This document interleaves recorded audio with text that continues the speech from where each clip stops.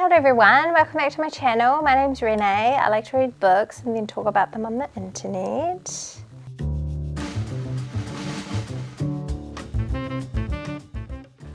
New backdrop, new bookshelves. So what do we think? Do we love? I love. I'm obsessed. I'm not obsessed with this little gap I've got going on just behind me, but I'm trying to like cover it slightly. Yeah, that's not gonna work. Work in progress, we're gonna fix it, it'll be fine. It's just like this for now. For now, we are happy and it's the best thing in the world. Get used to seeing me in front of masses of books from now on. Anyway, we're gonna be talking about everything that I read in September. It was pretty good reading month in September. Quite a busy month for other things as well. Work was busy, had lots of kind of social things going on, which was quite nice. Yeah, and I read a lot, which is the most important thing, right? Because as we all know, my reading lately has been pretty sad. Abysmal is a word that I like to use. But I'm slowly getting back. I read 7 books in September, so let us talk about them. Starting off with Marble and Metamorphosis by Rachel Cusk, also photographed by Kontos, and there's an afterword by a writer named Nadine Monem in the back as well. So this whole thing can't be credited to Cusk. In fact, I question the use of her name so individually on the cover, but I guess it would have kind of thrown it off if there were 3 names. Anyway, I read this and mentioned it in a vlog that I did where I read tiny books for a week. You can go watch that. If you want to hear me talk more about it, I'm just going to quickly kind of recap it here for those that haven't seen that vlog. But this is a book in 3 parts really. The first part is an essay written by Rachel Cusk on Marble, specifically to an island in Greece on the Aegean Sea. The second part is this kind of 2-part photo essay by Kontos that kind of looks closely at that island, where the marble is sourced. Some really stunning imagery, looks at local sculptors and makers and masters in the art of marble sculpting. And then the second part of that photo essay is kind of the ways that it's been employed throughout Greece and its history, especially with architecture and some sculpture. And it's more of a kind of informative style photography essay. And then the afterword kind of brings that all together and wraps it up quite nicely. I didn't enjoy the Rachel Cusk essay, but I really did enjoy the photography essay. I came away with a deep appreciation for something that I never really thought that much about before. I kind of liked the way that it focused mostly on the material itself and the people who use it, and I guess its historical significance in a country like Greece.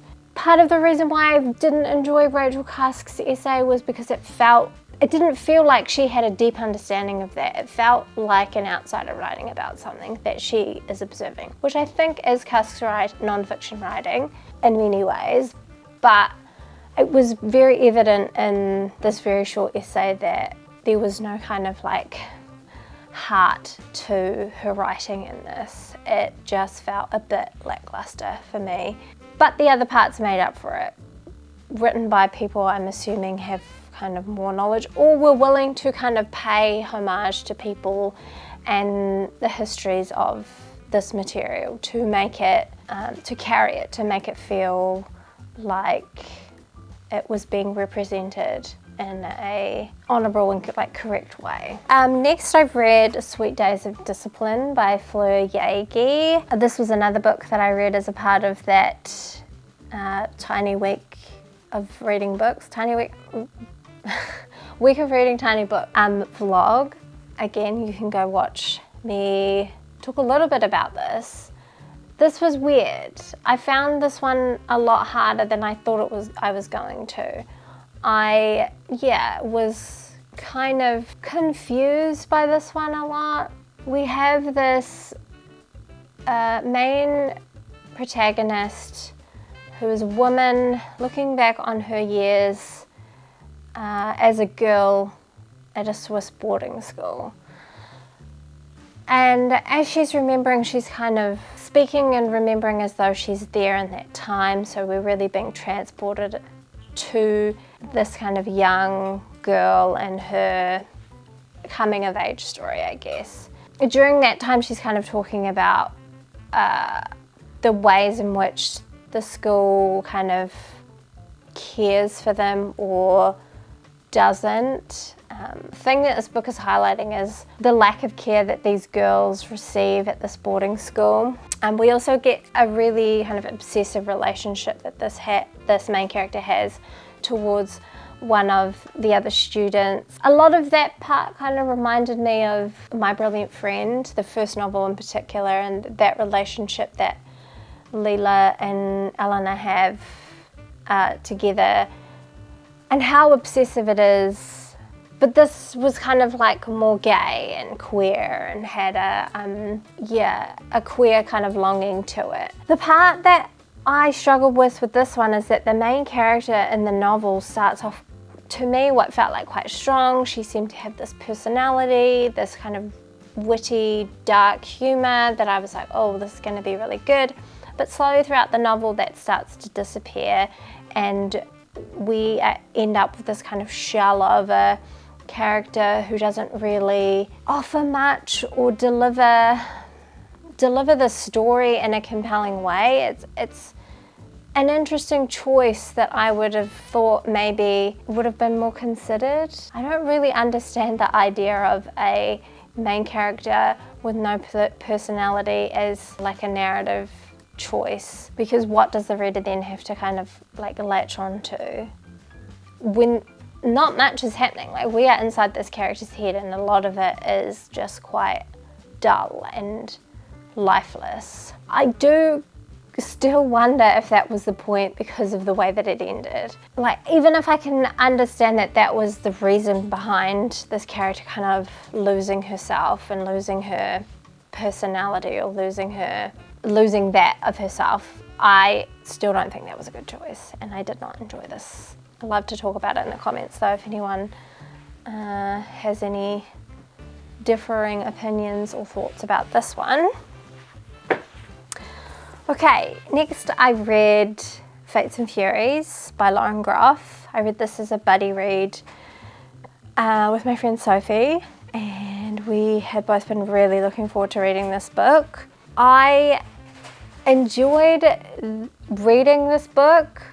I don't think I enjoyed the book as a whole. It is a very compelling story that kind of, and the way that it's written kind of sets you up to want to keep reading to find out what happens, but ultimately what it does, not worth the payoff for me. This is a story of a marriage told in two separate parts. The first part is told from the perspective of the husband, and then the second part is told from the perspective of the wife. I know from the blurb that it kind of is supposed to depict this two sides to every story type book. So from that, I had kind of some expectations, and as I was reading it, was in my own mind kind of building up what I would have liked to have seen happen. I know I shouldn't do that, it only leaves me disappointed, but I think that this story kind of set it up so much that it just felt like that was gonna be inevitable, that surely this is where it's going. And it kind of just never ended up there. I'm getting really ahead of myself. The story is, though, about a marriage. We have the husband Lotto, who is from a very wealthy family in Florida. He is sent to the East Coast, Connecticut, when he's a young boy to go to boarding school. And from there he kind of stays on the East Coast. His whole life he is told that he is great, he will do great things, that anything in life can be his, and everyone around him kind of builds him up to be that. Lotto in this story is the pillar of everything. The characters all exist around him, including his wife Mathilde, who a lot of the novel spends her life facilitating his dreams. He is also this very somewhat fuckboy of a character. He sleeps with like nearly everyone in his vicinity in college, and kind of never even thinks twice about that kind of behaviour. People just accept him as this very lovable person who you can't help but fall in love with and be okay that he kind of just used you for that reason. One day he meets Mathilde, who is another girl in his class. Her history isn't really that known. No one really knows her or is friends with her, and so the idea that Lotto would choose her is kind of a bit baffling to people. But he falls madly in love with her at first sight and asks her to marry him then and there. And a couple of weeks later they are married. So they marry very young, and much of the story is their marriage through the years, through their 20s, Lotto struggling to find acting work, and Mathilde working to pay the bills and really supporting him in that way. On the cusp of his 30s, Lotto writes this play that really is what kind of sets off his career. He becomes this renowned playwright and has this really extensive body of work, and it's where he is able to prove that he is great and kind of extend his genius. And again, everyone talks about how amazing and great he is, and it all feels a little bit too good to be true, or in my sense it felt very American that this story was being told in that way, because I felt like there needed to be a point where Lotto was kind of like brought down a peg, or like the reality of the situation was coming, because we were going to hear from his wife and it was going to be this real harsh truth of like, this is the way that he perceives himself, but actually this is the way she perceives him. And that's not what happened. What we got instead was just more reinforcement that Lotto is a great person, and that Mathilde has a mysterious history that we learn about, but doesn't really kind of address his flaws or anything. It was very American, this story, to me. It felt like an American attempt at something deep, but really it only managed to stay still in the shallows, and I was extremely disappointed. This had so many opportunities to drag this man down and to say some really important things, and it just missed it so bad. I would say if you like a long story that hyper focuses on two characters, you might enjoy this, but I'm just far too cynical for this kind of stuff. The sex writing in this was bad. It was cringy to listen to this couple and their kind of love for one another, and the way that they talked to each other just felt off. Okay, next I picked up Harry Potter and the Philosopher's Stone. Yes, I know this one's the Sorcerer's Stone, but I grew up with the UK books, and I will only refer to it as the Philosopher's Stone, so don't correct me, that's the way it is, I don't care.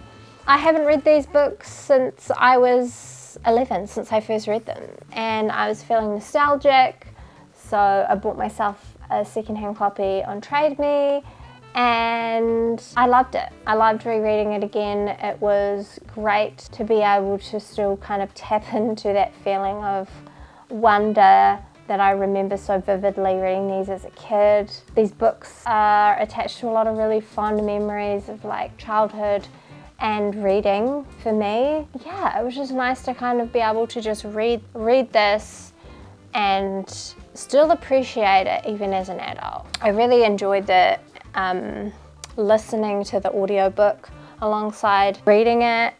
I read the Stephen Fry version. He does all the voices. It's really, really great. Pure nostalgia, no other reason, just really wanted something kind of comforting and nice to dip into. Next I read The Fraud by Zadie Smith. I don't think I've ever ordered, had delivered, and then started a book as quickly as I did this one. I did this all in one day. I ordered it the day that it came out. It was delivered to my house that night, and I started it as I was going to bed. I loved this. I really enjoyed it. It's not my favorite Zadie Smith, but I enjoyed it for her writing. For those that aren't familiar, this is a historical fiction novel based on a true story. The main protagonist in the novel is this Scottish woman, housemaid, Mrs. Touchet, who is the eyes and ears that we are learning everything about London in the 1800s, which is where the book is set. Obviously, London is a place rife for a lot of the themes that Zadie Smith likes to write about and has written about. Sex, class, race, London itself, gentrification. And we are still getting a lot of that in this novel, and that's the part of this book that I really enjoyed, that although it's historical fiction, although it's set in a time that might feel very disconnected to today, so much of this book is still very contemporary. Yes, so Mrs. Touchet is a housemaid for her cousin in this home, and we are learning about what is happening with this trial that is going on at the time. This is a trial based on a true trial of a man who is claiming to be the heir to this family's fortune, the only living heir to this family's fortune, despite all the evidence proving that he's clearly lying. This man manages to gain a fierce following amongst the lower working class. This whole idea of like everyone loves an underdog, everyone wants to see like someone win against the man,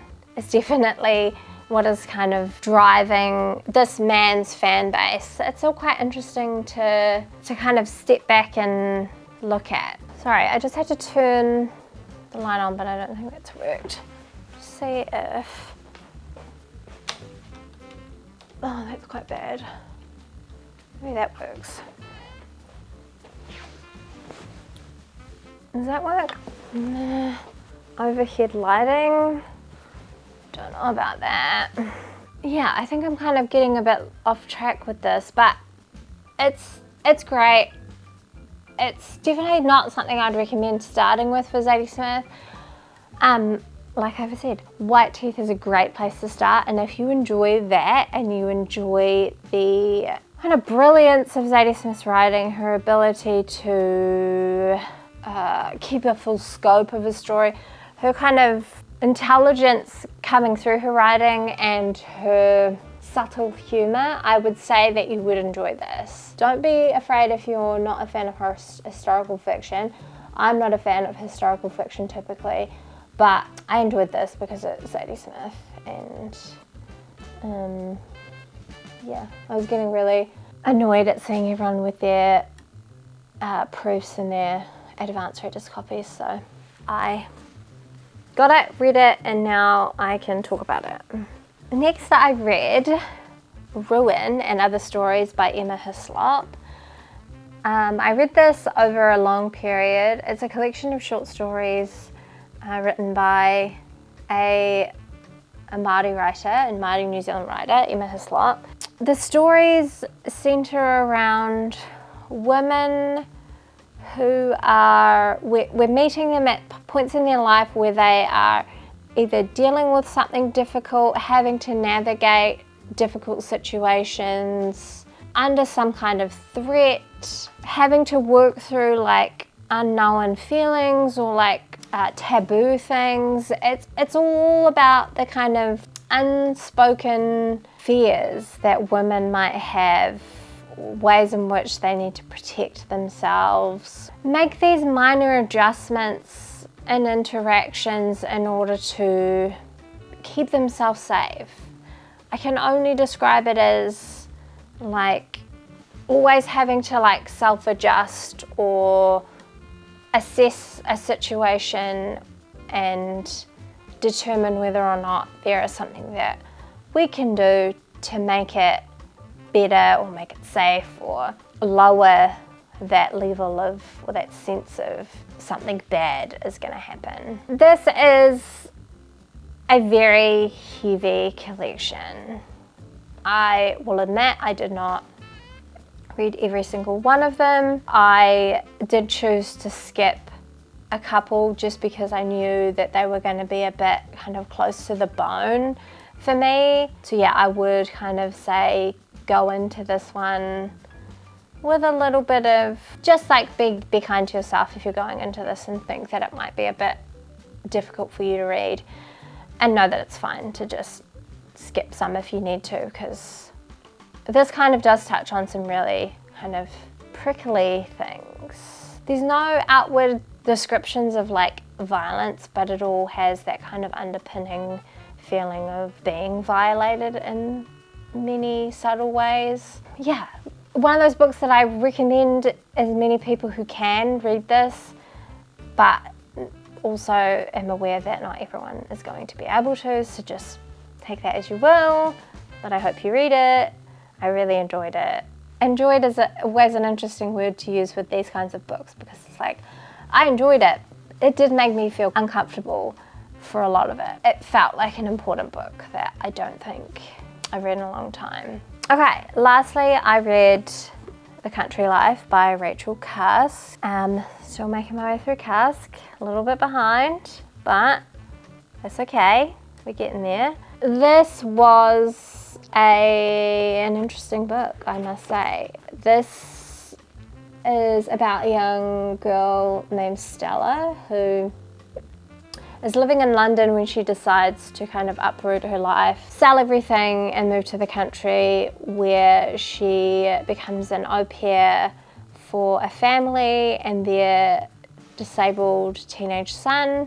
The book is set over only a few days. It spans maybe like 5 or 6 days. We are inside Stella's head. She is definitely the most neurotic, paranoid, self-conscious, overthinky character of Cusk's that I have read thus far. There was part of me that was like, oh, this is like quite good, but it has potential to become quite bad quite quickly, or quite exhausting, which it did become towards the end, but I still really enjoyed it. I think it's like Cusk's stepping stone to characters like Faye. You can see where she's come from in order to get to characters like Faye, who is the main character in the Outline trilogy. My only kind of argument would be that you just lose the plot. Like, there is so much unnecessary plot in this book for, I don't know what sake. Probably her publishers thought that she couldn't write a book about nothing, when we know that's not true, because she can, and she does it far better than she does write a book with plot, is all I have to say. But yeah, this just felt like too much unnecessary plot, and would have just preferred more kind of interactions that this character had with the family, because those were the most interesting parts for me. The way that Stella interacts with the mother and the family, women in general in this book, obviously speaks to a lot of her own insecurities and kind of what it's like to be a woman in the world at the time that this book was written, I think, and is still applicable to today.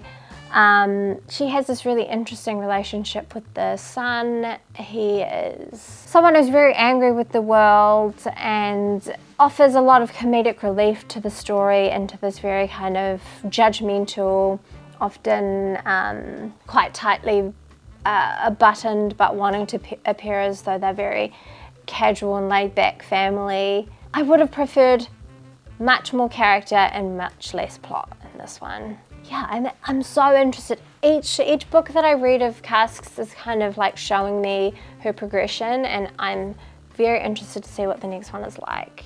That's September, wrapped up nice and pretty for you to enjoy at your leisure. Nice and quick today, I think. I appreciate you watching. Let me know what you read this month, for last month, what you enjoyed. If you have any thoughts and opinions about what I read and what I enjoyed, I'd love to hear from you in the comments. Thank you so much for watching, and I will see you next time. Bye bye.